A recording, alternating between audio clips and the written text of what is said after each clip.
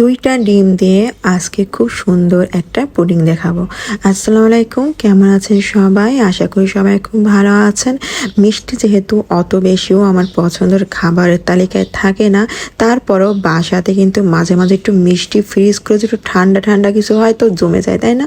মানে ইচ্ছা হয় অনেক বেশি গরমে আর অনেক বেশি রাতে মনে হয় যেন একটু ফ্রিজের বের করা খাবার খাই।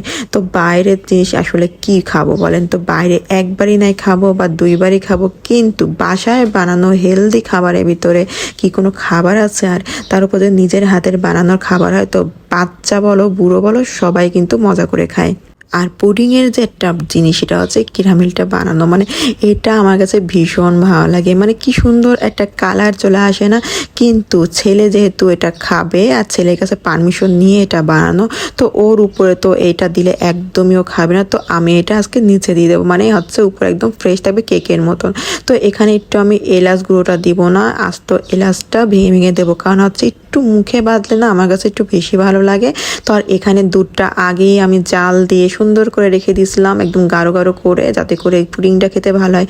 ওই যে বাসায় বানানোর খাবার যদি একটু মজা করে না হয়, আর এর তো পুডিংয়ের তো অনেক বেশি মানে পুষ্টিগুণ থাকে, যেহেতু অনেক সময় হয় না যখন বাবুরও পেটে থাকে মায়েদের, তো ওই টাইমে অনেকে দুধ খেতে পারে না, অনেকে ডিম খেতে পারে না, অনেক কিন্তু বমি বমি একটা ভাব চলে আসে।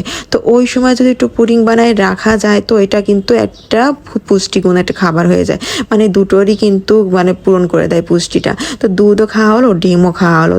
যাদের বাচ্চারা গরুর দুধ খায় না বা ডিম খেতে চায় না, তাদের জন্য কিন্তু এটা বেস্ট একটা অপশন থাকে যে পুডিং বানায় রেখে দিলে বাচ্চারা এটা দুটোই খেয়ে নেবে, মানে দুটোরই পুষ্টি তারা পেয়ে গেল। তো এখানে হচ্ছে দুধটা খুব সুন্দরভাবে যখন এরকম করা হয়ে গেল, এখন এটা সেকে দেব, কারণ হচ্ছে অনেক সময় অনেক কিছু থাকে যেটা মুখে বাঁধলে বাজে লাগবে খেতে। তো ছেঁকনি দিয়ে ছেঁকে দিলে কিন্তু জিনিসটা একদমই ক্লিয়ার থাকলো। তো এখন এটা মুখ আটকে দেবো, আর এটা সিলভারের বাটিতে করলে কিন্তু বেশি ভালো হয়, খোলামেলা জায়গায় একদম চুলোর পরে বসায় দেবো বেশ অনেকক্ষণ ধরে, যতক্ষণ এটা না হয়।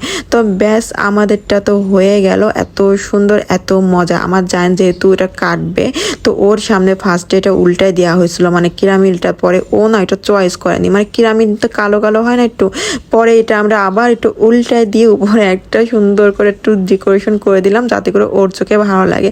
তো ওকে আবার এটা কাটার সময় বলতেছিলাম আমরা হ্যাপি বার্থডে, কারণ হচ্ছে ছোটো মানুষ তো মানে একটু উৎসাহ দিল জিনিসগুলো কিন্তু খেয়ে নেয়। বাচ্চারা তো উৎসাহ যত দিবে বাবা মা তত বাচ্চারা সুস্থ থাকে আর মনের দিক থেকে ওরা একদম ফ্রেশ থাকে। তো আমার ছেলে যা পারো কাটো, মানে ওর কাটাই আমরা খেয়ে নেবো আর কি। তো এইভাবে করে কেটে কুটে আমরা হচ্ছে খেলাম। তো কেমন লাগলো ভিডিওটা কিন্তু অবশ্যই জানিয়ে দিও, খেতে কিন্তু ভীষণ মজা। তো ঠান্ডা ঠান্ডা এই পুডিংটা কিন্তু তোমরাও বাসাতে অবশ্যই সবাই ট্রাই করে দেখো।